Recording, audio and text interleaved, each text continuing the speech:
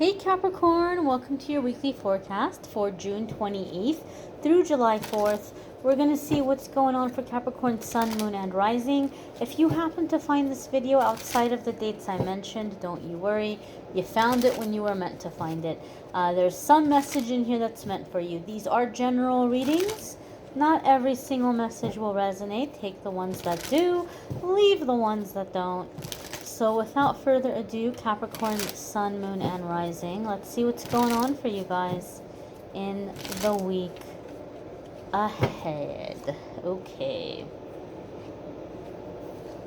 So the first card you have coming up here is the Four of Cups. Now, some people see this as a bad card. Like you're not happy, you're not satisfied, you don't like what you're being offered. And so those can definitely be energies that might be coming in. Like maybe somebody's coming in and they're not wowing you, they're not impressing you, or you're not happy with what you're being offered. I feel for some of you, this is just from my intuition. And keep in mind, in the weekly forecast, I'm not focusing on love. I'm not focusing on romance. I do the love readings separately, and those are linked in the description of the video. So I feel that for some of you, you feel as though you have a person or situation. It could be a work situation.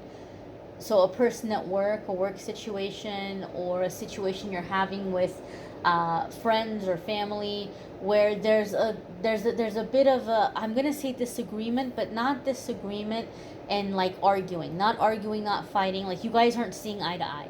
Like you're wanting one thing, they're telling you, well, we can't do that, or like we're not on the same page, and they're giving you an offer. Like they're saying, well, here's what we can do, or here's what we can give you. And Capricorn, I feel like you're like, I don't want it. Get that doo-doo cup away from me. I don't want it. And so I feel somebody is trying to come in, like you have set down a request, maybe even a boundary, like this is what I want, this is what I need, and somebody is like counter offering you. Okay, this can also be in terms of if you're selling something. You know, if you're selling a car or a piece of property, or trying to negotiate a salary or a raise or something, you might have somebody coming to you with a counter offer, and you're like, I'm not happy with that. I don't want it. No, thank you. Right? No can do. I don't want it. And so some people see this as negative, like, oh my gosh, no, open up to the possibilities. And Four of Cups for me always makes me think of Rumi, when Rumi wrote about divine discontentment.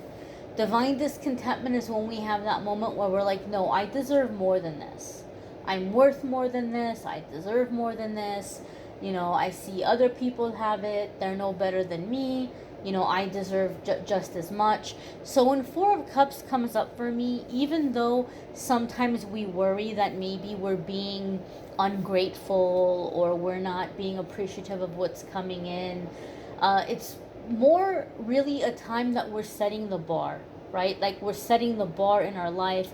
We're raising our standards, right? We want more than bare minimum. And we make that statement to the universe. I don't want this. I don't want bare minimum, right? I want a little bit of the flavor. I want a little bit of the spice. I want the bells and whistles, right? And so this isn't negative, right? We can still be in gratitude, but know that we're worthy and deserving of more.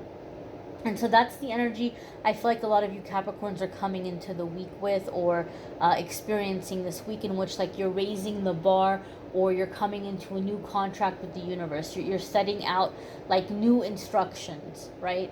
Like this is the bar, this is what needs to be met. The next card that's coming in for Capricorn is the Nine of Wands. Like I said, I feel somebody's coming in with an offer for you guys.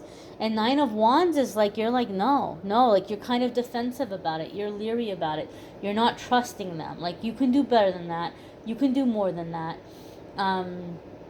Or maybe vice versa. Maybe you're purchasing something and you're negotiating the price, and you're like, nope, I don't like what you're telling me.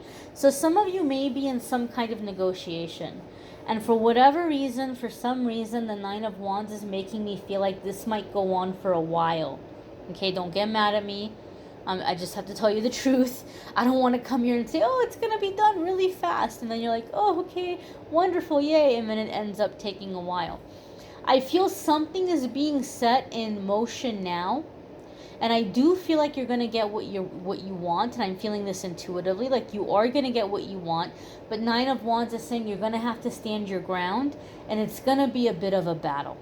Okay, I feel whatever is starting, whatever is being negotiated, whatever boundaries you're setting, whatever terms you're discussing, there's going to be a back and forth that's going to go on for a while.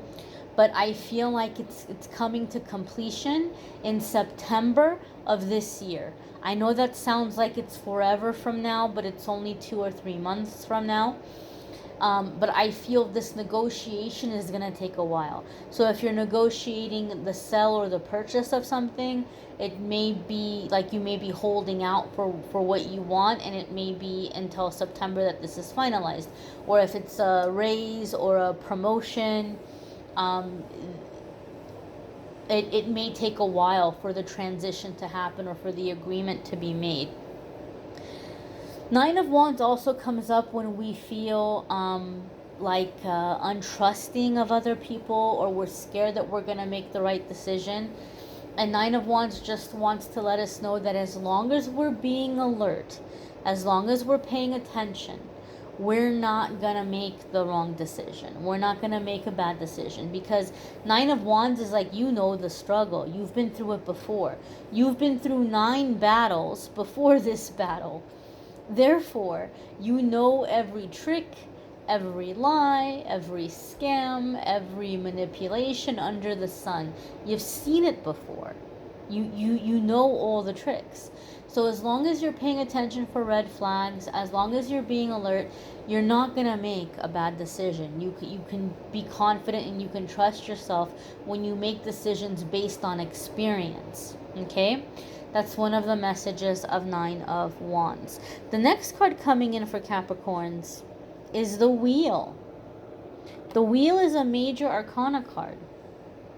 So the major arcana cards are going to come in anytime that we're at a significant crossroads.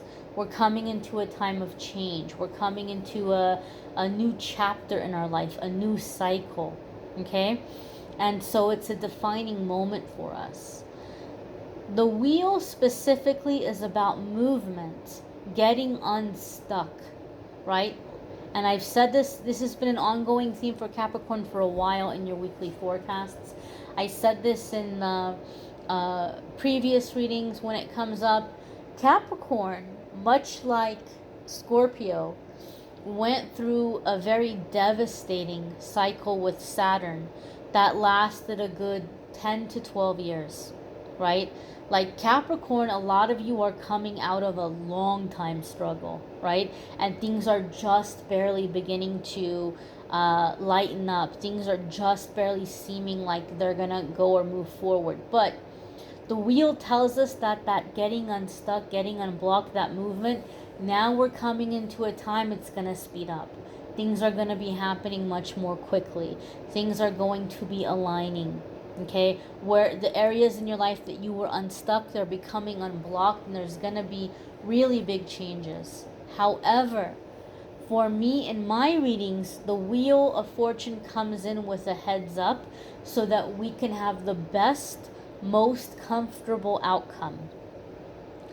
In your transition, some of you might be making changes in terms of career.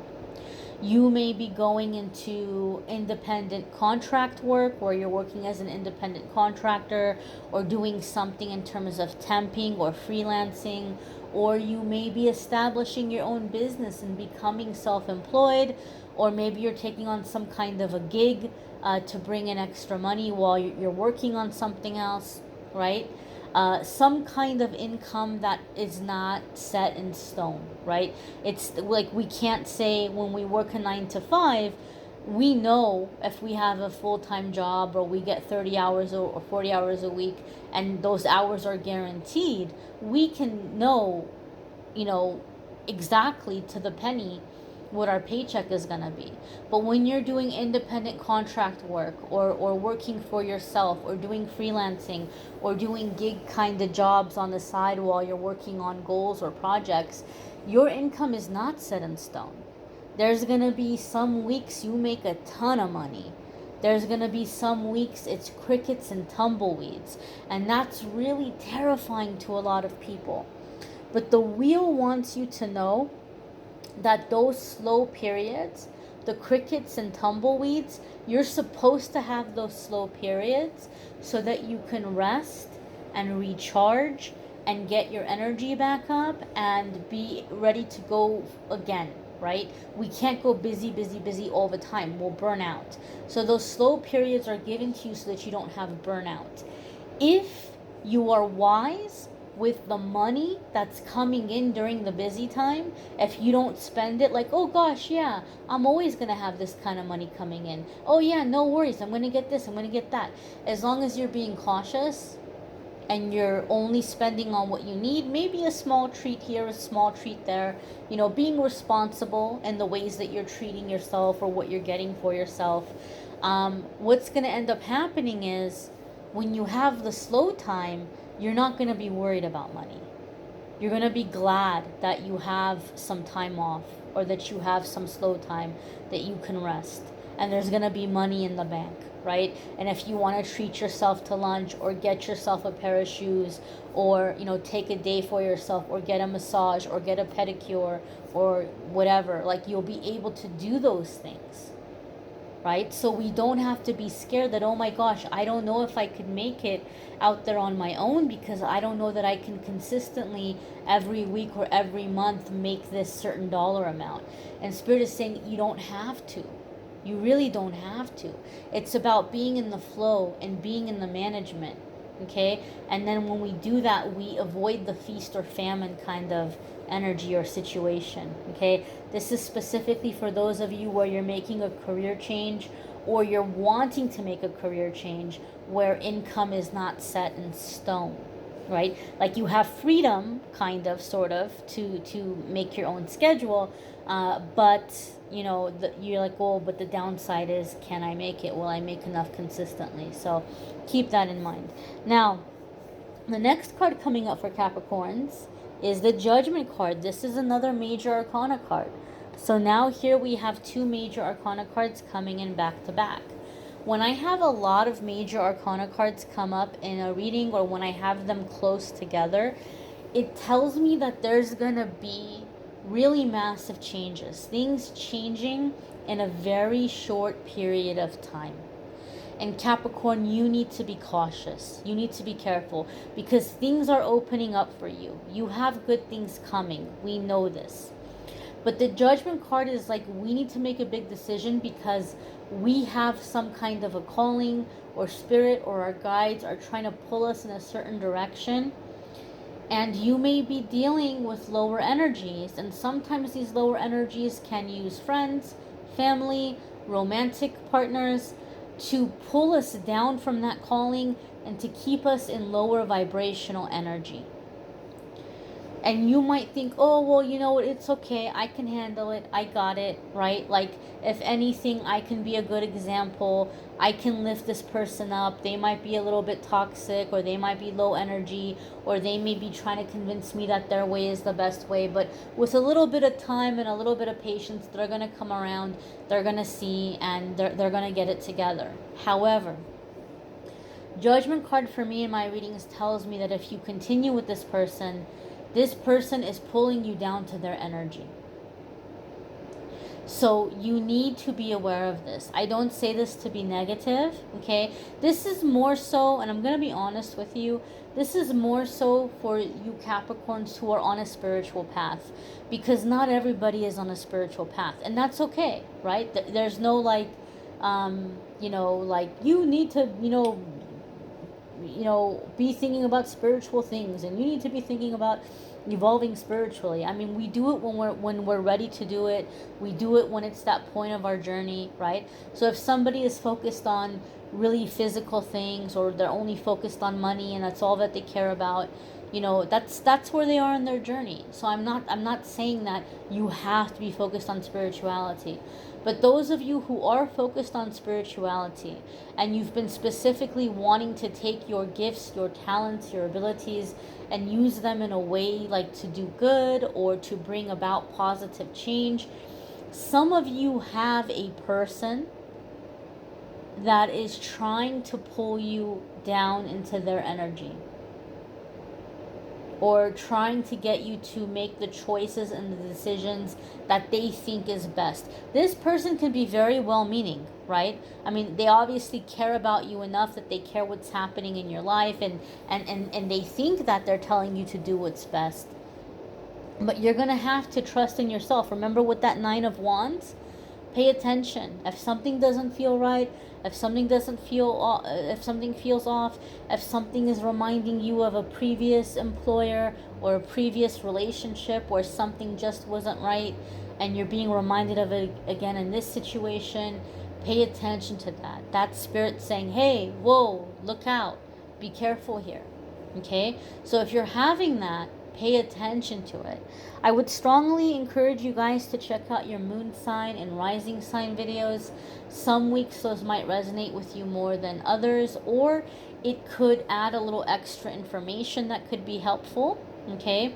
If you're looking for more love and romance, you can check out the love and romance readings linked in the description of this video. I tend not to focus on love and romance in the weekly forecasts. I look at family stuff, finances, spirituality, anything else that spirit brings in other than love and romance. So if you're looking for love and romance, those are linked in the description. If you would like a private reading with me, you can schedule by going to calendly.com/amethystangelite. I thank you all for watching, liking, sharing, commenting, subscribing. Have a wonderful week, my dears. Take care.